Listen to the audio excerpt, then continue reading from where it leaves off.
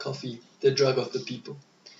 The FDA states that over 80% of Americans drink coffee on a daily basis, and in the United States alone, $4 billion worth of coffee is imported into the country every year.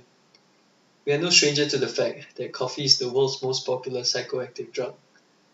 And in my speech today, I would like to share with you some of the reasons why caffeine is so addictive for us, what is coffee's place in our society, as well as some of the health disadvantages that come about from being caffeine addicted.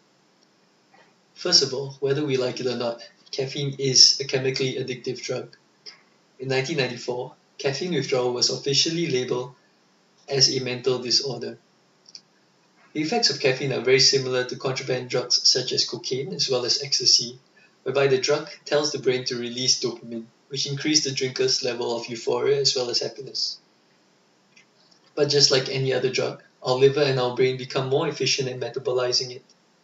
Hence, the effects of caffeine wear out faster than it used to, and the higher levels of caffeine are needed to replace the initial effects that we used to have when we first started drinking coffee in the first place.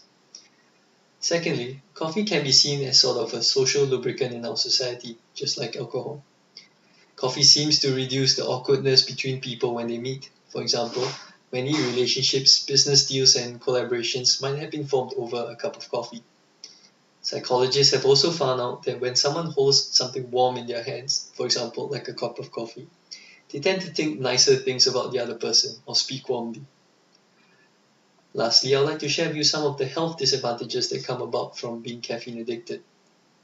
No drug is without its side effects, and it's advised that the average safe consumption of caffeine per day is between 200 to 300 milligrams, which equates to about 2 to 4 cups a day. More than 4 cups a day will lead to caffeine withdrawal symptoms such as insomnia, irritability, muscle spasms, as well as heart palpitations. Some research have also suggested that caffeine can lead to higher cholesterol.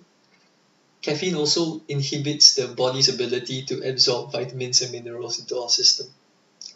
Lastly, I would like to conclude that coffee is a wonderful beverage that has found itself to be a staple in our modern society and definitely in our lives as students.